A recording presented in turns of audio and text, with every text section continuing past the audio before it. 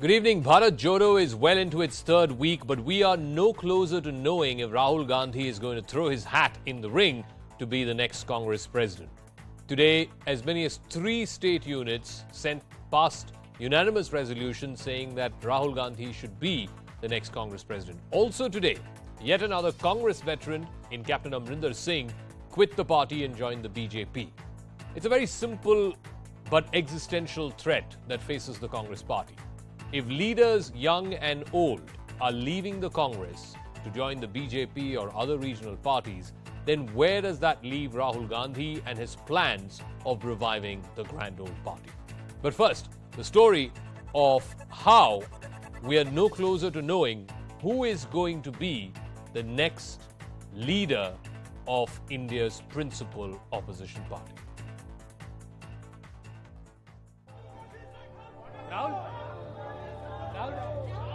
मैं सबसे पहले नरेंद्र मोदी जी को बीजेपी को बधाई देना चाहता हूं। More than 3 years after Rahul Gandhi stepped down as Congress president after the party's humiliating defeat in the 2019 Lok Sabha elections, Congress is stuck on the same raga. On the face of it, the party is gearing up for presidential elections in October. Shashi Tharoor, who is believed to be considering running for Congress president, met with Sonia Gandhi today. Other leaders like Manish Tiwari have been urging the party to publish electoral rolls. But the ground reality is this. As many as 4 state units have urged Rahul Gandhi to reconsider his decision to keep out of the race and take charge as the party's president. देखिए, समस्त कांग्रेस के कार्यकर्ताओं का तो ये बरसों से एक इच्छा है कि राहुल गांधी जी पार्टी की बागडोर संभाले, क्योंकि वही एक व्यक्ति है जो नरेंद्र मोदी की आंखों में आंखें डाल के पूछ सकते हैं कि हिंदुस्तान की 100 स्क्वायर किलोमीटर जमीन चीन के कब्जे में कैसे है. It's Rahul Gandhi who is leading Congress's Bharat Jodo Yatra, walking 3,570 kilometers over 12 states. The yatra is being seen as a curtain raiser for the 2024 Lok Sabha elections. Which is no longer a party, but a parivarik firm and a special purpose vehicle of one family. Even if the president is somebody else, the real shots will only be called by the parivar. So can the Congress simply not look beyond the Gandhis? Are the Congress president elections a farce?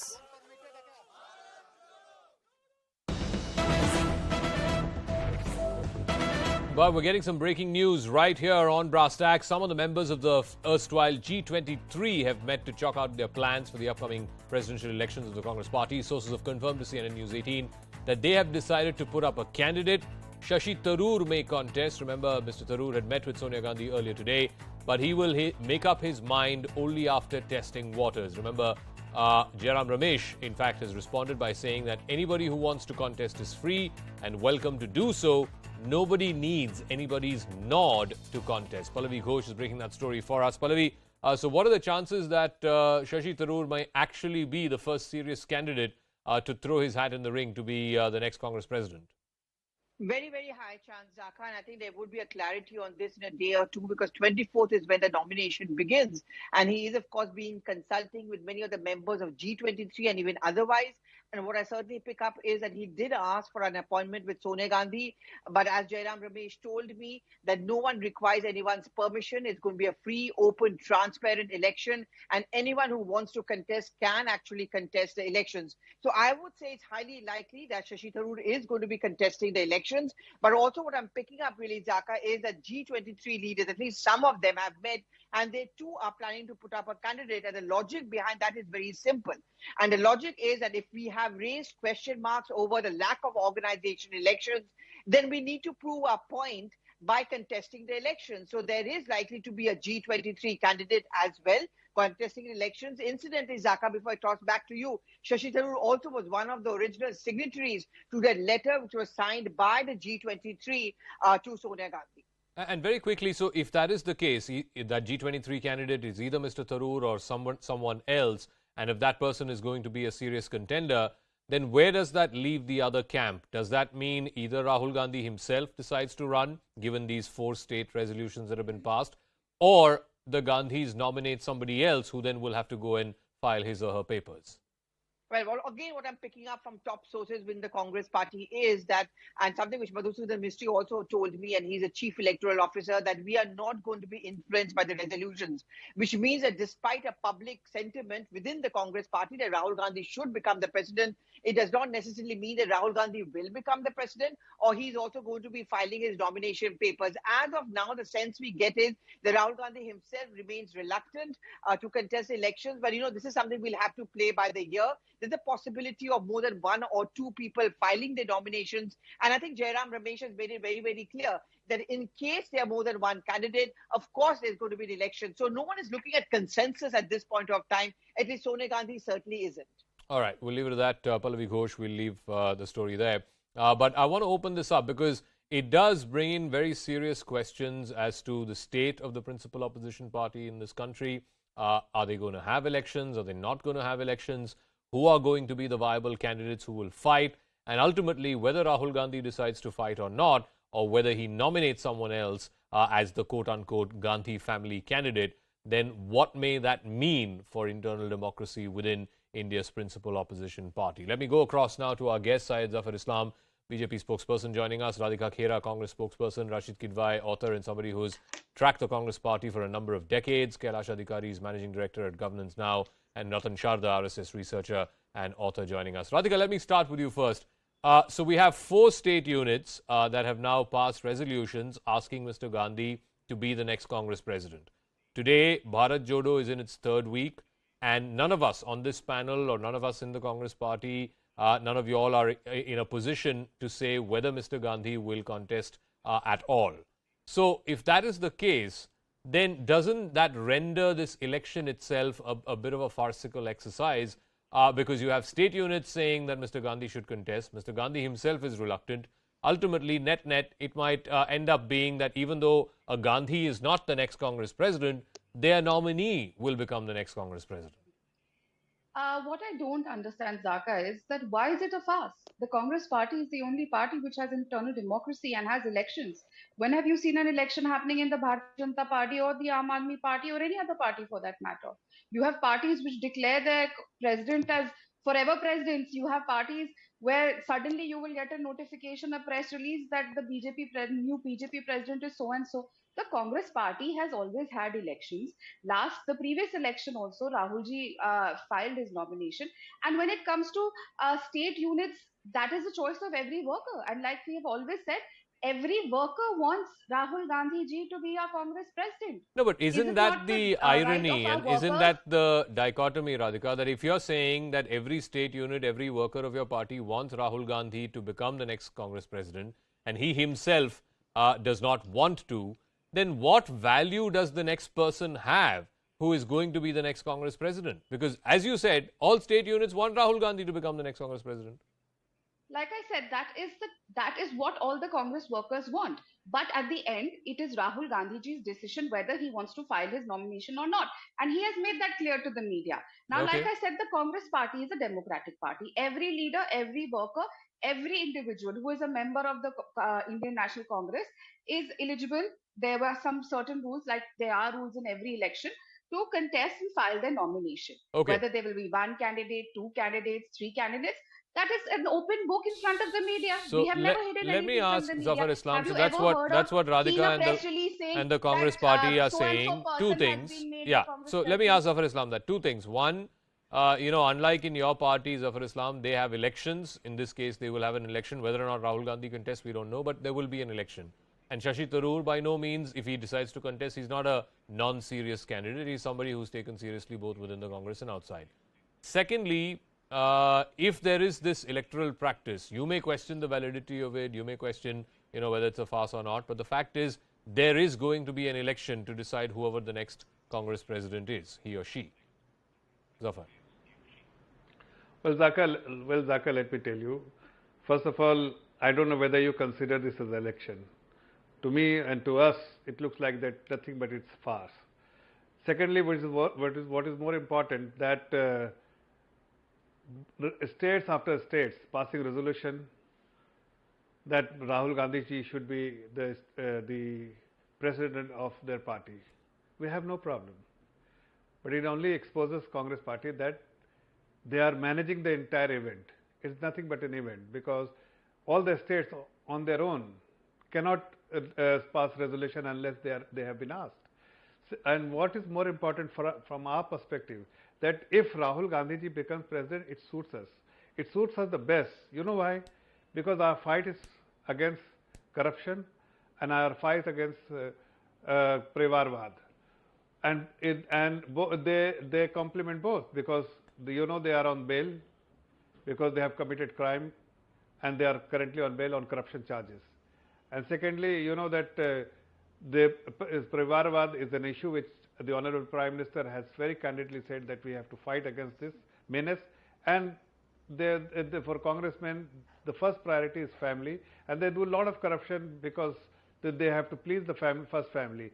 And this is why it suits us. Even if Rahul Gandhi ji becomes president of the party, we have no problem. But as far as the election is concerned, it looks to me that it's a farce. It's the entire event is being managed by their party leadership, and is only trying to mislead the people, saying that there is an election and Rashid, other G23 members or ex-members, Y members Rashid, are participating in the election. Whether you like it or not, today the fact is that in the common parlance, amongst the common public, there is a resentment towards Parivarvad, or there is a resentment towards dynastic politics, and you can maybe recount n number of dynastic politicians who are there in the BJP as well. But that's besides the point. I think the larger point is there is an aspirational voting public out there who connects with moving up in life, who connects with the aspirational politics that Mr. Modi seems to have brought to bear over the last 7-8 years.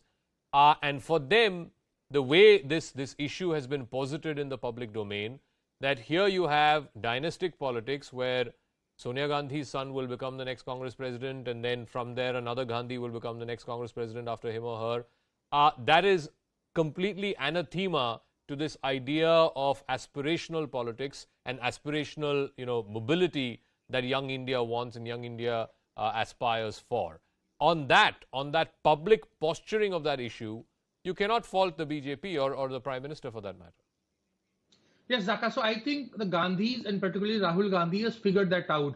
He is making a distinction between being a party leader and being party president. And what we are seeing, that kind of activity in the Congress, is a direct result of it. Somebody who met Sonia Gandhi, and she said that she will be neutral in this election. If Congress interim president is being neutral, it would apply, the same thing would apply to Rahul Gandhi, unless we get to know that there is some kind of major differences between mother and son. Assuming that there are no differences, as per my understanding goes, and I have covered Congress elections from 92 onwards till date, that means there is going to be a contest among non-Gandhi entities, non-Gandhi members. If we assume that Shashi Tharoor wants to contest and Manish Tiwari wants to contest from G23, and there is going to be someone from the Congress and non-Gandhi, it would be something like what happened in 1997, but that time Sitaram Kesri was Congress president, and both Sharad Pawar and Rajesh Pilot had contested, and Kesri ji, because he was a president, so he won with 70% of votes. This time, if Gandhis are indeed neutral, and Zakka, let me remind you, when Rahul Gandhi resigned as Congress president on May 25th, 2019, after Lok Sabha elections, he had made this as a precise situation. He had said that he would not contest, he would not want his family to be there, and he would want he would not want any of them to influence. No, but Rashid, can I make an interjection? I just want a quick clarification from you, because you mentioned that you feel that their role, the role of the Gandhis, will be that of a neutral arbiter or a neutral player. Does that mean that they will not give their blessings to quote-unquote a nominee of their choice? Zakka, we are dealing with human beings, we are dealing with political players. But I am saying, on the face of it, it will look as if, you see, the Gandhis are not favoring anyone, and let the best man or best woman win. And that's why I'm saying this is unprecedented. It's a very interesting, this is an extraordinary thing that we are going to witness if that happens. So let me ask Ratan Sharda that assuming that Rashid is right, and I'm willing to give him the benefit of the doubt, the Gandhis are going to play a neutral arbiter role. They're not going to back any candidate. May the best man or woman win. First of all, do you think that is possible? And second of all, if that were to happen in the way that Rashid has described, will then this whole argument of Parivarvad end? Because then Rahul Gandhi is not the next Congress president, right? It's whoever the best person is, whoever is capable of being, or whoever has won that election. Zakka, let's first of all keep that Parivarvad phrase out for the time being.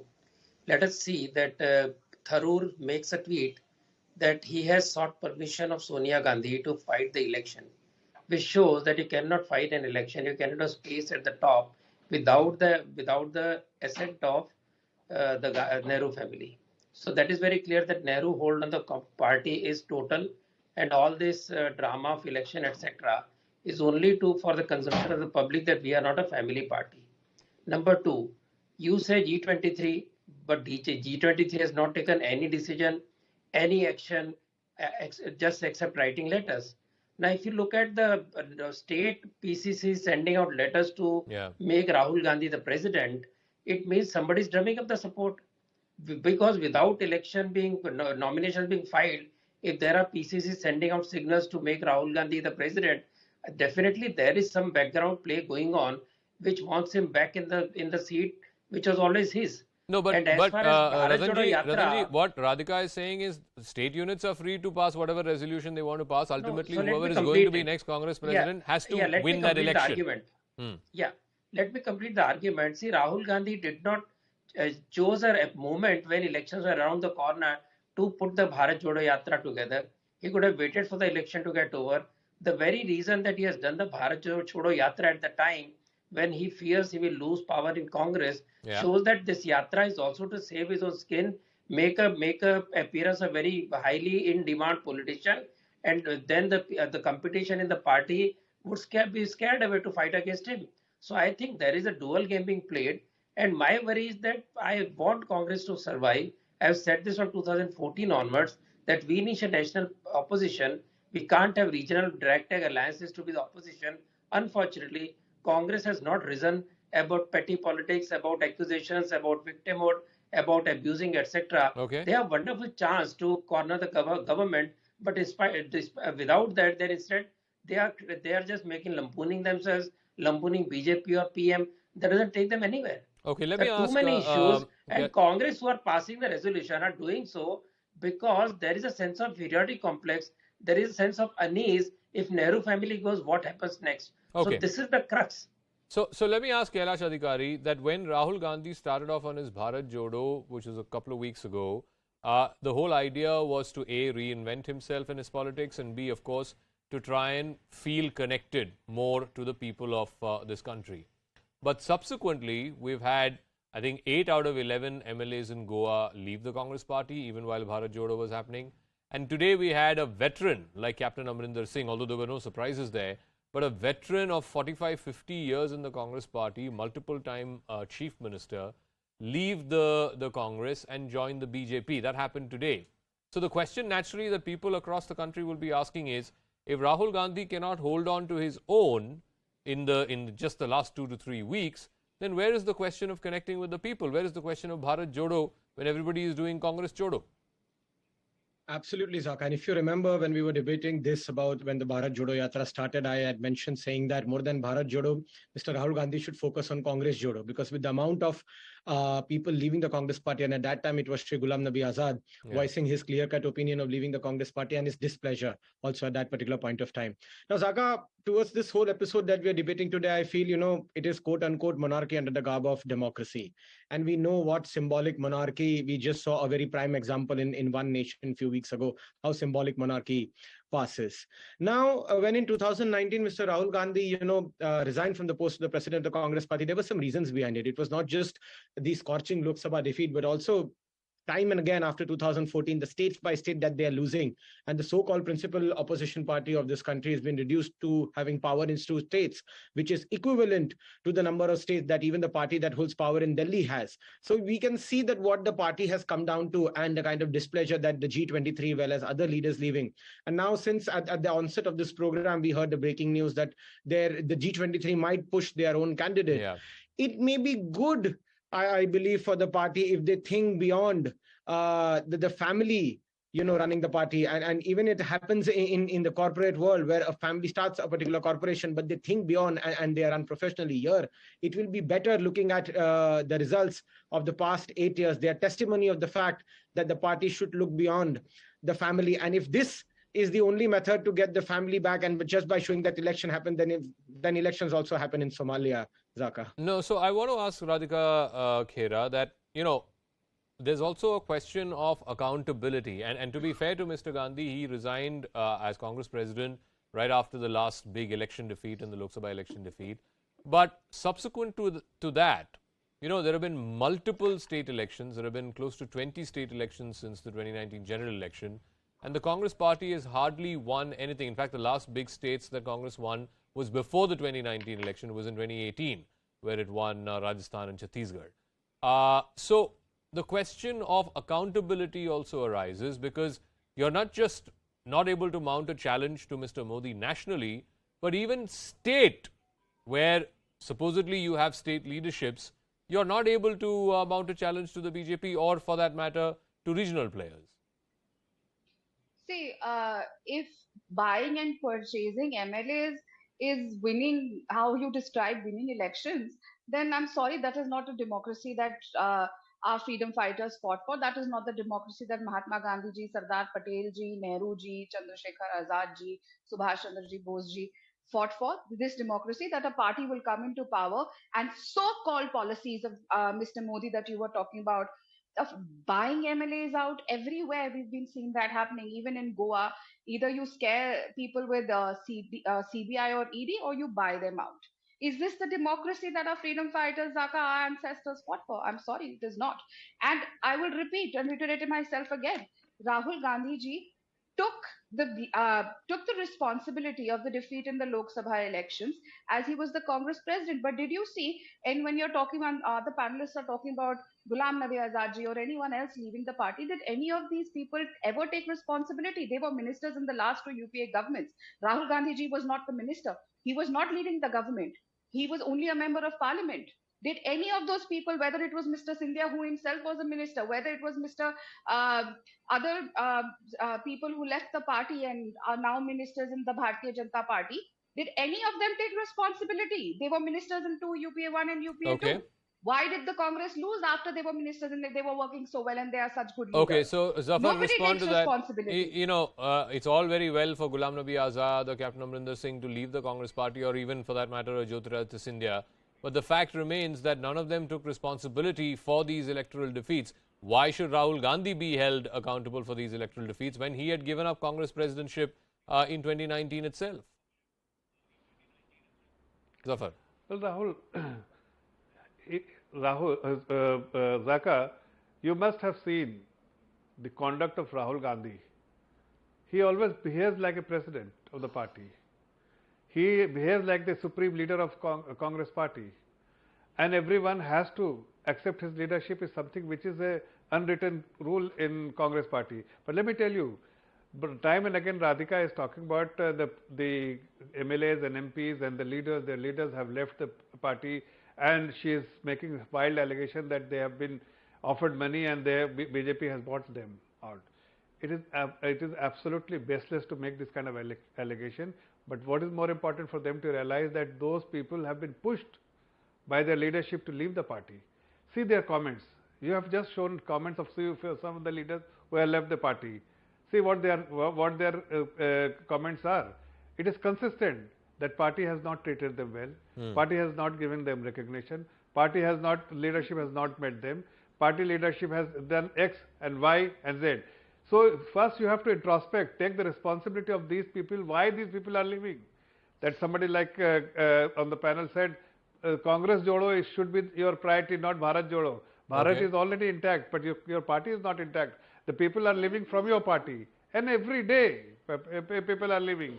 And you should be overly concerned about that people who are leaving, because they have been with you for last 50 years. In thick and thin, they were there with you, but you have forced them to leave the party and join wherever they are finding it comfortable to join. Some of them have come to BJP, some of them have gone to some other parties. But Congress bench strength has completely gone off, purely because people are not comfortable with the party leadership, and that's why they are leaving. Okay, I think Rashid, more than state it is time for them to losing elections, rather than elections are part of life. Parties win sometimes, parties lose sometimes.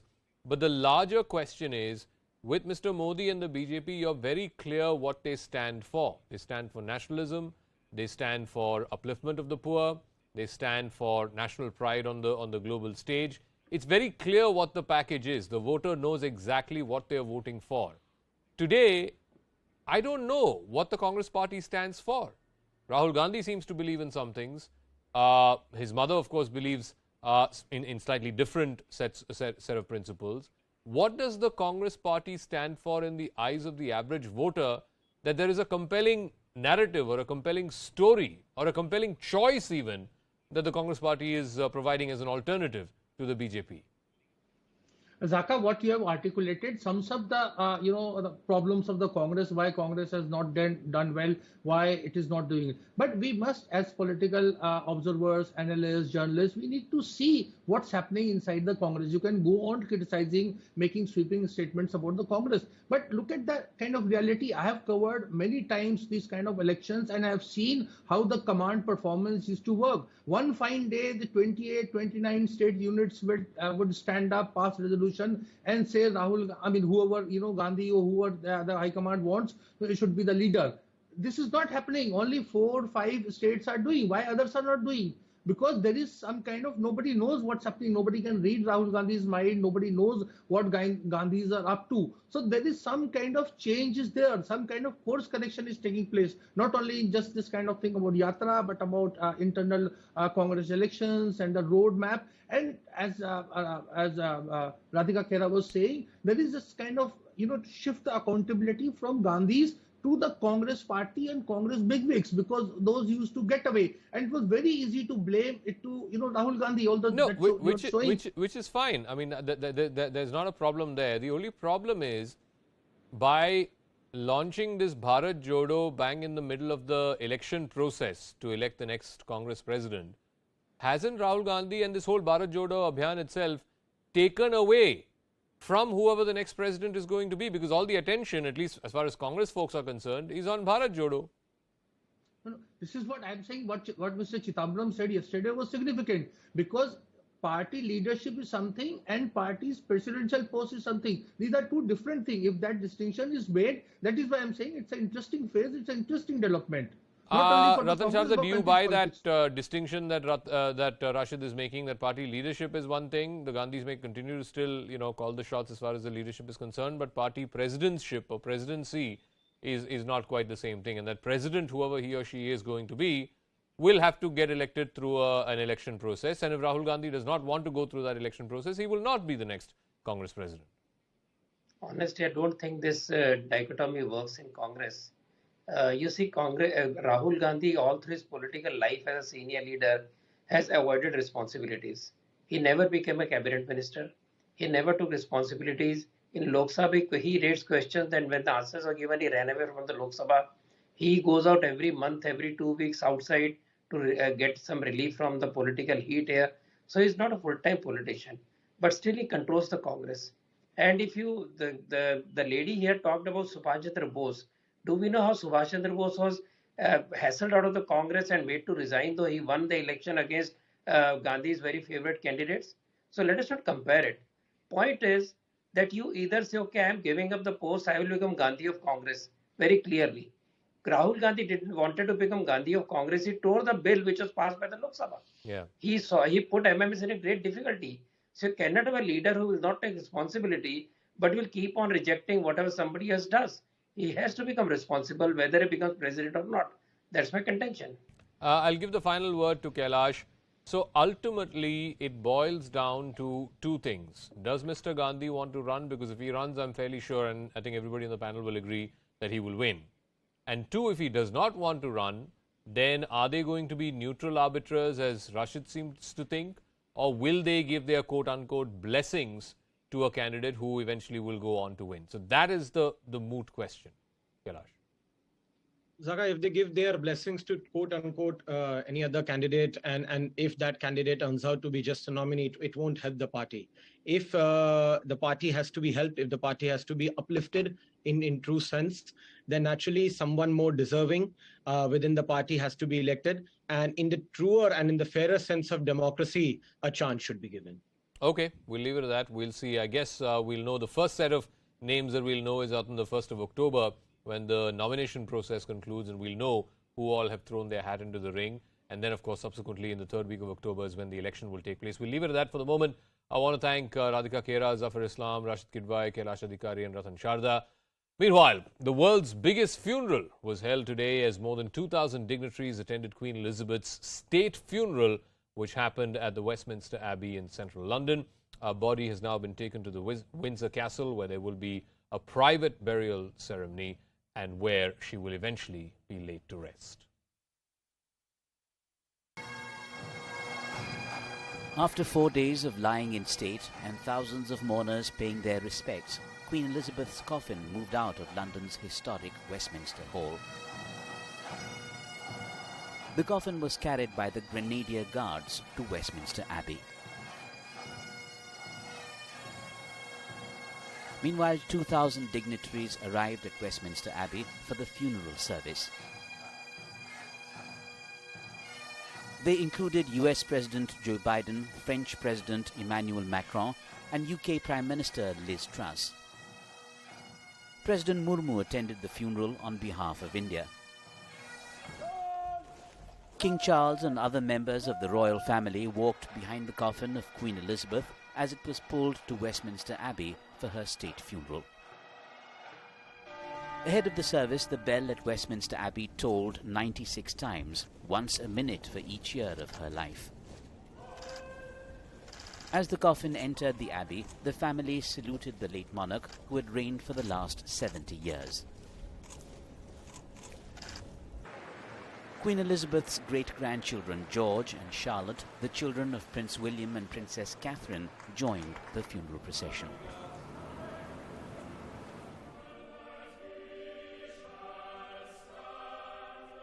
Members of the royal family followed solemnly behind the pallbearers who carried the coffin adorned with the imperial state crown, the orb and the scepter.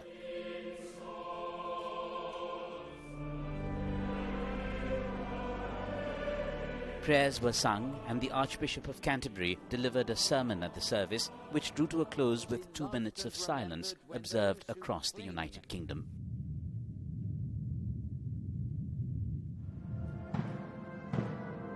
After the conclusion of the funeral service, King Charles and his siblings marched behind the gun carriage transporting the coffin.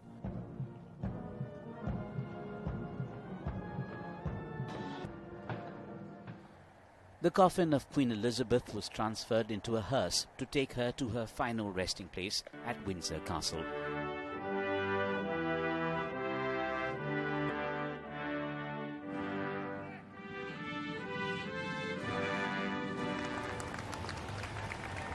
Crowds lined the streets of London, throwing flowers at the hearse carrying the coffin of the late Queen. At Windsor Castle, the Queen will be buried beside her husband, Prince Philip. All right, I want to go across to our guest. Shruti Kapila is history professor at Cambridge University. We'll also be joined by Lord Rami Ranger of the House of Lords. But first, let me start with you, Professor Kapila. We've seen this ongoing funeral, extraordinary scenes, extraordinary pictures that are being broadcast around the world, millions attending the service in London. We saw this extraordinary service that happened at Westminster Abbey, and of course she will now be laid to rest in Windsor. For people around the world, and particularly here in India, as indeed I'd imagine that colonies around the world, once part of the British Empire, it's got to be mixed feelings, because on the one hand, there is still a lot of love, a lot of admiration for the monarchy, and in particular for Queen Elizabeth II. But at the same time, there is also resentment. There's also a feeling that she represents an institution which was legated on colonialism, on imperialism, and it's not like the British Empire, or for that matter, this Queen particularly expressed sorrow or regret at the 200-300 years of colonialism. So what makes the passing of this Queen, particularly outside the UK, so special, or how would you describe the feelings that are going around the world, particularly in countries like India, which were colonized for hundreds of years? Well, thank you, and it's good to join you. I think the passing of this monarch, who is obviously the longest-serving monarch, is interesting because she's also being compared to Queen Victoria, who was also the kind of the icon of she was the Empress of India and the like. And I don't think it is out of place at all that her passing has actually resurrected older hurt sentiments, bad politics of empire and the like. This is, in any case, prior to even her death, there had been a massive reckoning of empire going on precisely because of Brexit. Because when Brexit started about 4 or 5 years ago, the Brexiteers, who were, as it were, the kind of stronger Britain, Greater Britain people, were, really amping the idea of Britain as an imperial power, as part of its national glory, which of course has had then a massive backlash within the left liberal world here.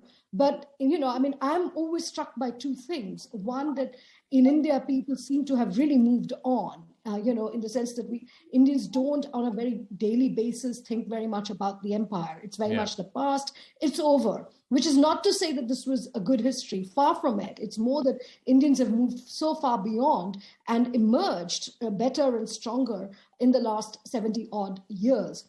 Yet, I think it's a kind of right-left flip, because it's really, if you see from the Prime Minister himself, Prime Minister Modi, it's really that world, which is, it's a kind of more right-wing world, if I can use that word, which is referring to the empire again. But whether we go left or right, the issue remains that the empire actually in Britain has never been reckoned with properly. Okay, let me also go across to Lord Rami Ranger. Lord Ranger, like I was talking to Professor Kapila a moment ago, there are mixed feelings, not just here in India, and I'm sure it's true, in countries in Africa, across the world, where which used to be part of the British colonial empire at one point of time. The celebration of the passing away of this monarch, the celebration of monarchy, as many are calling this, is opening up old wounds in a way that one would have thought, people have moved on in the rest of the developing world. What does the passing away of this queen and the way these wounds are being reopened in parts of the world, including India, saying, why should we celebrate 200-300 years of this colonial legacy? And this queen, after all, represented that colonial legacy. What would you say to that? Well, I would say to them, because present monarchy or present queen had nothing to do with the colonialization of the world. In fact, she was responsible for decolonizing the world. And having decolonized the world, they created a commonwealth where they wanted to help each other as a family. And the fact of the matter is, the commonwealth has been very strong. More and more members want to join the commonwealth. They see a lot of benefit from one another, because in this world, you have to cooperate and you have to collaborate. And when the time comes, whether there's a disaster or whatever, for example, now they've sent so much money to different countries whenever there's a disaster. So the monarchy over 1,000 years has evolved itself, and it's become even stronger than it ever was. This personal tribute Her Majesty is receiving from all over the world demonstrate her own standing, what she has done for 70 years, how she served her people with commitment, with dedication, with passion. This is the tribute. She was not to ordinary queen or king, but to a special king or queen who had created her own place through her own work and the way that she reached out to people. She traveled over 100 countries and she connected with the people. She would make ordinary people extraordinary. The way she would receive people, those who win awards, special, people who have been knighted or get MB, OB, CB. Lord Ranger, I agree with all of what you're saying. I mean, fair enough. Nobody's saying that this is a testimony on what this queen did or did not do. Of course, she was very popular. She continues to be popular all around the world. But the institution that she represented, the monarchy, we have not seen, at least in the last 70, 75 years, any kind of an apology by Britain for its colonial misdemeanors. We've not seen any kind of an apology or reparations, for that matter, for slavery. So the institution she represented was not exactly a noble one. It's left wounds all across the world, including here in India. So how does the passing of this monarch speak to those old wounds? That's what I'm trying to get at. Well, you see, I can say, those who look back cannot look forward. We have to look forward to a free trade agreement with the country, and we have to make the most of our relationship now. Our relationship is very strong. We are both secular, democratic country with the rule of law at the heart of our governance.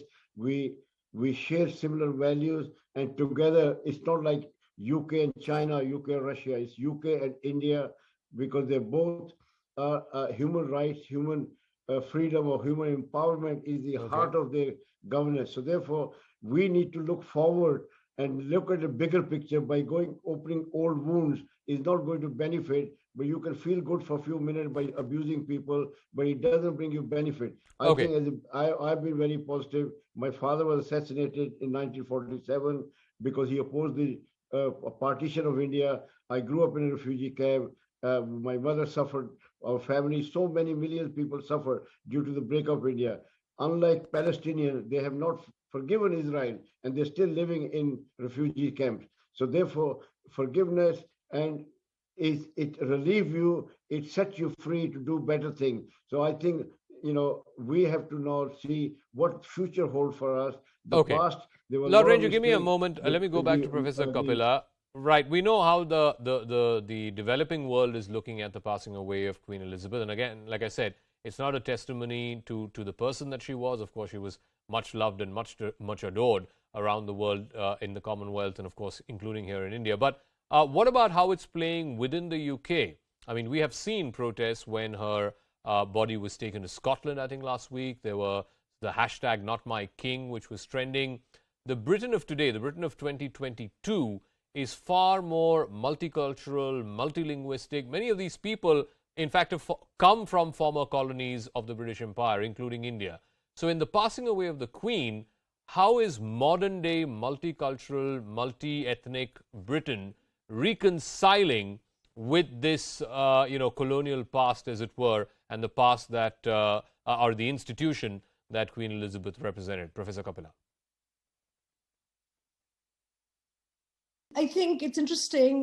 We are speaking on a day when, Britain's most multicultural city, Leicester, has seen a very massive, conflagration between Hindus and Muslims. So in some ways, the so-called politics out there in the world have come to really haunt Britain, and they're right here for whatever reason, good, bad.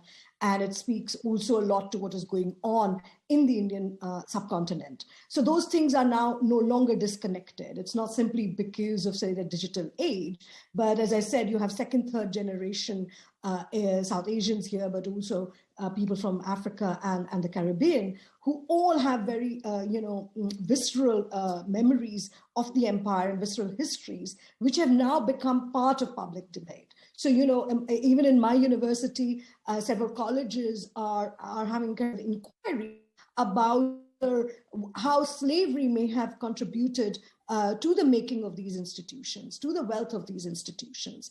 And I think so there is this kind of demand, certainly from younger students, not just of South Asian heritage or of colonial heritage, but actually from also, straightforward British kids, really what the relationship is. So there's a kind of clamor for understanding it as part of now, again, British national identity in a way that it has not been. All right, I'll get a final word from Lord Ranger, but these are the pictures that are coming from Windsor Castle, where the body has reached. There's going to be a committal ceremony after this, and then there will be a private burial, which of course is not open to the public. As you can see, the members of the royal family, the King Charles, his two sons, Prince William and Prince Harry, they will all be part of this committal ceremony, which is going to take place inside the Windsor Castle, and then of course the final private burial, as it were, which is expected in the next few hours. Lord Ranger, the final word, like I said, Britain today is far more multicultural, multi-ethnic, multi-racial country than it was ever in its history. And the monarchy represents an old Britain, a past, some would say a nostalgic past. To a large number of people, maybe it is a nostalgic past.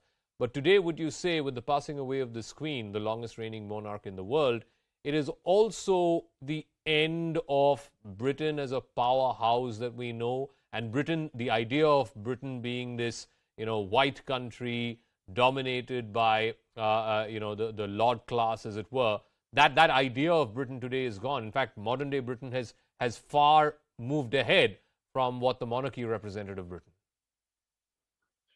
You see, this is the beauty of monarchy. It evolves all the time. And if you ask me, the multicultural in Britain came about because how much the Queen wanted to be the queen of every faith.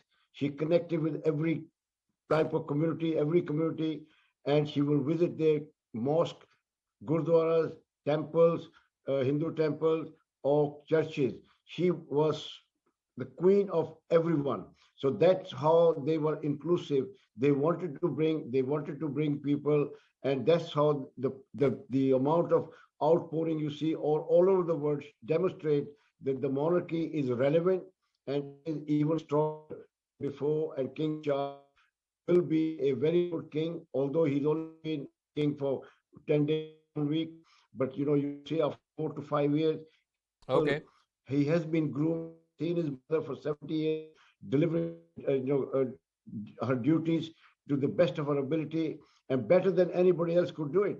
And there's nobody who can unite the country as king, because they're party politics and they are very, very experienced. I've seen 15 prime ministers, they can advise them, never interfere, but they can guide them, advise them. And the Queen has been a constant throughout the 70 years of many upheaval in this country. Many happy occasion.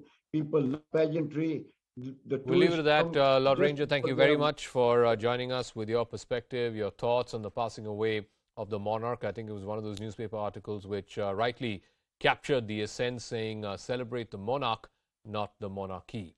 That's a wrap. We'll take a quick break. When we come back, we'll get you Brass Tacks super fast, as well as some breaking details that are just coming.